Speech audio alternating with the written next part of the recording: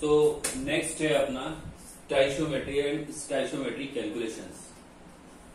तो स्टोइचियोमेट्री क्या होती है? Stoichiometry deals with calculation of masses और वॉल्यूम, समटाइम्स इसको क्या बोलते हैं? Volume of reactant and product involve in a chemical reaction. मतलब कोई रिएक्टेंट और प्रोडक्ट कितना रिएक्शन में कंज्यूम हो रहा है या कितना बन रहा है, या कोई वॉल्यूम इसलिए बोला है कि कोई गैसियस अगर रिएक्टेंट प्रोडक्ट रहे तो वो उसमें उनका वॉल्यूम कंसिडर किया जाएगा। तो कोई रिएक्शन में कोई रिएक्टेंट कितना कंज्यूम हो रहा है या कोई प्रोडक्ट कितना बन रहा है, इनकी कैलकुलेशन के लिए हम जो यूज करते हैं वो होती है स्टोइचियोमेट्री। फॉर एग्जांपल ये एक बैलेंस केमिकल रिएक्शन है जिसमें मीथेन का कंबशन हो रहा है। मीथेन ऑक्सीजन से कंबशन कर रही है, ऑक्सीजन और मीथेन की कंबशन की रिएक्शन है, इसमें CO2 बन रहा है और H2 बन रहा है। तो यहाँ पर 1 mole of methane 2 mole of oxygen से कंबाइन होके 2 मोल ऑफ ऑक्सीजन से कंबाइन होके 1 मोल CO2 बना रही है एंड 2 मोल ऑफ H2 बना रही है।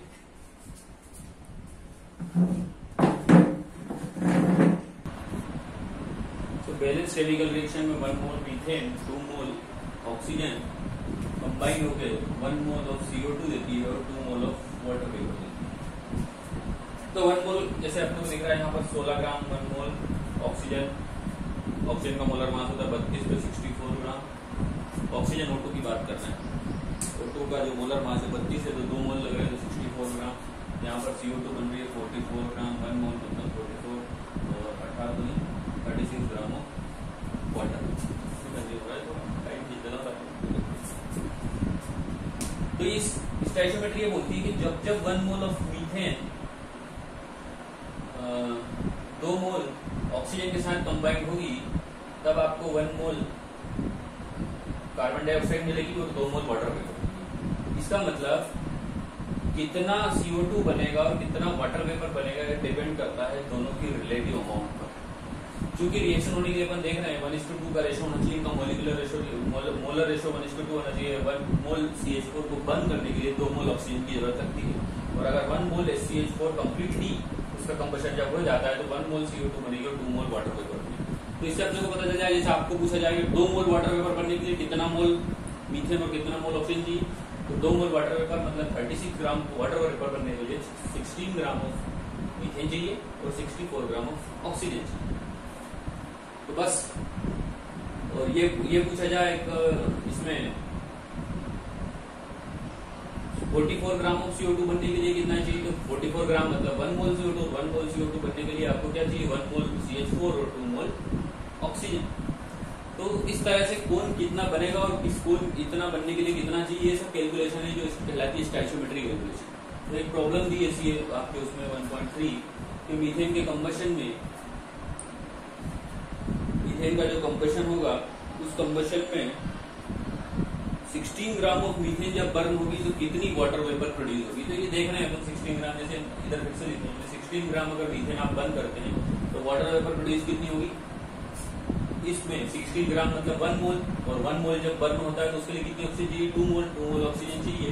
और अपने को बाकी सबसे कुछ नहीं करना, अपने को तो देखना है कि 1 मोल मीथेन जब तक कम्प्लीटली बर्न होती है तब आपको 2 मोल ऑफ H2 मिलते हैं। 2 मोल ऑफ H2 मतलब 36 ग्राम। तो इस केस में आपको 36 ग्राम वाटर वेपर बनेगी। अगला प्रॉब्लम दिया है 1.4 वाला, इसी के ठीक आगे इसमें पूछा है कि how many moles of methane are required to produce 20 gram of CO2 after combustion. Gram पे कितने मीथेन के कितने ग्राम या कितने मोल चाहिए ताकि आप कितना उसको बर्न करने के कितना ऑक्सीजन बना सके 22 ग्राम। तो सिंपल सी बात है कि 1 मोल जब बर्न होती है तो 44 ग्राम CO2 बनती है। 44 ग्राम CO2 बनती है, इसका मतलब अब आपको कितने चाहिए 22 ग्राम। तो मीथेन जब 1 मोल बर्न होती है तो कार्बन डाइऑक्साइड 1 मोल बनती है, 44 ग्राम बनती है। अब आपको 22 ग्राम चाहिए, मतलब आधा मोल बन रही है।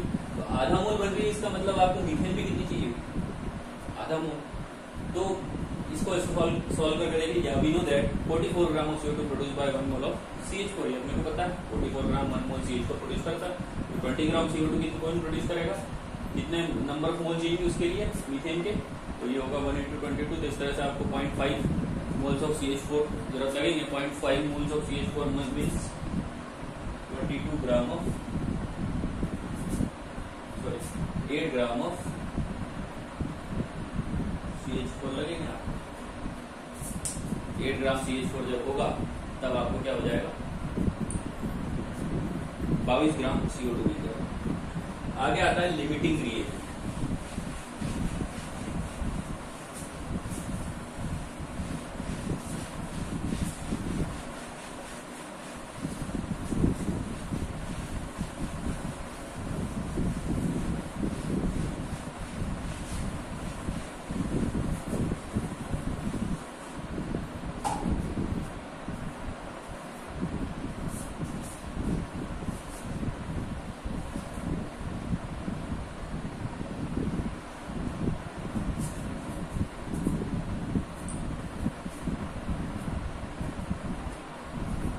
क्या होता है लिमिटिंग रिएजेंट,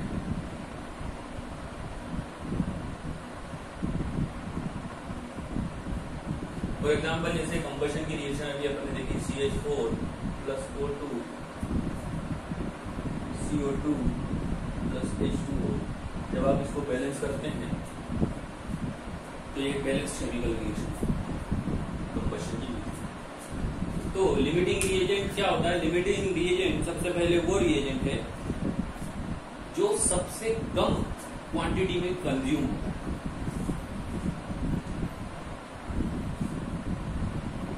सबसे कम क्वांटिटी में कंज्यूम हो रहा है वो रिएजेंट क्या है, लिमिटिंग रिएजेंट। ऐसा आपको लगेगा लेकिन ऐसा नहीं है, दो अलग अलग बात है।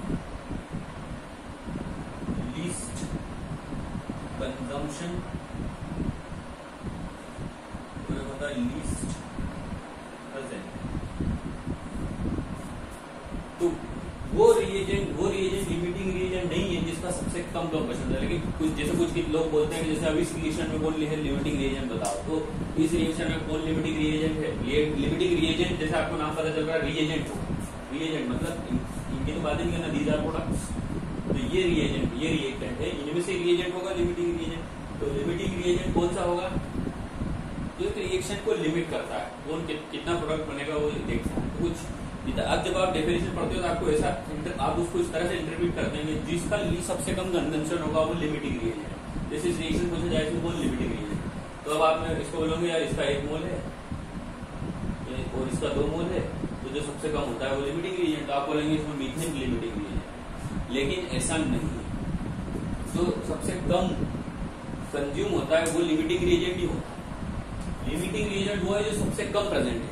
अब सबसे कम प्रेजेंट इसका क्या मतलब, सबसे कम प्रेजेंट का मतलब ये है जैसे इस रिएक्शन में मैं फिर से लिख रहा हूँ, इस रिएक्शन में CH4 plus 2O2 CO2 plus 2H2। इस रिएक्शन में 1 मोल मीथेन को कंप्लीटली बर्न करने के लिए आपको 2 मोल ऑफ ऑक्सीजन चाहिए। 2 मोल ऑक्सीजन चाहिए। 2 मोल ऑक्सीजन जब होगा तो आपको 1 मोल CO2 मिलेगी और 2 मोल वाटर वेपर मिलेगी। तो यहां पर 1 मोल अगर मीथेन प्रेजेंट है और 2 मोल ऑक्सीजन प्रेजेंट है तो कोई भी लिमिटिंग रिएजेंट नहीं है, क्योंकि reaction goes on completion, reaction इस तरह से कंप्लीट होती है। लेकिन अगर इस रिएक्शन में 0.5 मोल CH4 प्रेजेंट है तो ऑक्सीजन 2 मोल ही, तब कार्बन डाइऑक्साइड और पानी कितना बनेंगे ये कौन डिसाइड करेगा, ये डिसाइड करता है इसके अमाउंट। क्यों इसकी अमाउंट डिसाइड करती है, अपन जानते हैं कि इस रिएक्शन को कंप्लीट होने के लिए मीथेन और ऑक्सीजन में 1:2 का रेशो होना जरूरी है।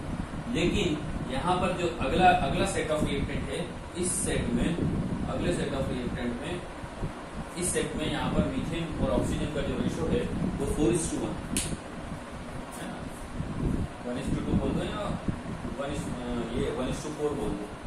यहाँ पर 1:2 है तो यहाँ पर 1:4 है। तो ये 1:4 है, इसका मतलब यहाँ पर ऑक्सीजन ज्यादा है।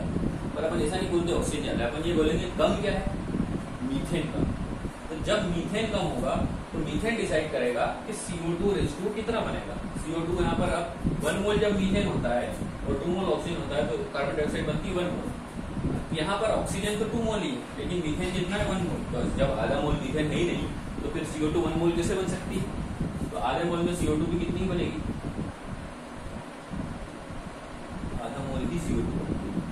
और वाटर वेपर भी ऑब्वियसली आधी हो जाएगी तो वाटर वेपर बनेगी 1 मोल। तो यहाँ पर CO2 और H2 कितना बन रहा है ये कौन डिसाइड कर रहा है? CH4। That's why in this case, in second case CH4 is limiting reagent। यहाँ पर पहले केस में कोई लिमिटिंग रिएजेंट नहीं है, इस केस में none of them are limiting reagent, कोई भी लिमिटिंग रिएजेंट नहीं है। इस केस में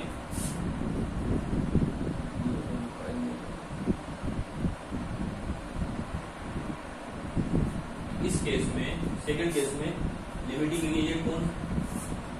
ये मीथेन। यहाँ पर CH4 इज लिमिटिंग रिएजेंट। तीसरा केस है और केस देखिए, मान लीजिए यहाँ पर मीथेन तो 1 मोल है लेकिन ऑक्सीजन का ही 1 ही मोल प्रेजेंट है। अब अपन जानते हैं जब ये कंप्लीट रिएक्शन होगी तब इनकी अमाउंट कितनी होगी? जब ये रिएक्शन कंप्लीट होने के लिए इनकी अमाउंट 1:2 का रेशो होना चाहिए। अगर मीथेन जितना उसका ठीक डबल मोल किसके होना चाहिए? ऑक्सीजन। लेकिन यहाँ पर क्या है? 1 मोल मीथेन है, ऑक्सीजन को 2 मोल होना था लेकिन ऑक्सीजन क्या है? 1 ही मोल है। तो इस केस में वाटर वेपर और CO2 कितना बनेगा ये कौन डिसाइड करेगा? ऑक्सीजन। क्योंकि 2 मोल ऑक्सीजन जब रहता है तो 1 मोल CO2 बनती है। तो 2 मोल जब ऑक्सीजन 1 मोल CO2 बनेगी तो 1 मोल ऑक्सीजन रहेगा तो कितनी बनेगी? 0.5 मोल। और उसी टाइप से 2 मोल जब वाटर वेपर रहती है तो 2 मोल ऑक्सीजन जब रहती है तो 2 मोल वाटर वेपर बनती है। जब 1 मोल ऑक्सीजन रहेगी तो कितने मोल वाटर वेपर बनेगी? तो इस केस में लिमिटिंग रिएजेंट कौन डिसाइड कर रहा है कि CO2 कितनी बनेगी और वाटर वेपर कितनी बनेगी? ऑक्सीजन डिसाइड कर रही है। तो in this case O2 is limiting reagent. यहाँ पर ऑक्सीजन गैस लिमिटिंग रिएजेंट। तो ये हुए लिमिटिंग रिएजेंट। तो लिमिटिंग रिएजेंट वो रिएक्टेंट है जो सबसे कम अमाउंट में प्रेजेंट है। सबसे कम अमाउंट कौन सी? वो नहीं जो रिएक्शन में नहीं रिक्वायर्ड अमाउंट से भी कम अमाउंट में भी प्रेजेंट है। ऐसा नहीं यहाँ पर जैसे आप देखेंगे कि रिएक्शन के स्टेट में 16 ग्राम मीथेन लगती है, 64 ग्राम ऑक्सीजन लगती है। इस सेट में 16 ग्राम मीथेन, 64 ग्राम ऑक्सीजन और इनकी छोड़ दे रिएक्टेंट प्रोडक्ट। तो यहाँ पर कम अमाउंट में प्रेजेंट कौन है? CH4 16 ग्राम। तो आप बोलेंगे methane will be limiting reagent. नहीं, मीथेन लिमिटिंग रिएजेंट नहीं है। यहाँ पर रिएक्शन कंप्लीट होगी क्योंकि 1 मोल मीथेन चाहिए वो है तो रिएक्शन को कंप्लीट होने के लिए 2 मोल ऑक्सीजन चाहिए वो है। लेकिन जो रिक्वायर्ड अमाउंट है 16 ग्राम रिक्वायरमेंट है, 1 मोल की रिक्वायरमेंट है। अगर 1 मोल से कम हुआ then methane will be limiting reagent. For example यहाँ पर ऐसा जरूर नहीं कि जो कम अमाउंट प्रेजेंट है वही लिमिटिंग रिएजेंट है। कोई सब्सटेंस ज्यादा अमाउंट प्रेजेंट है तो वो भी लिमिटिंग रिएजेंट होता है। जैसे मान लो ऑक्सीजन की बात करें,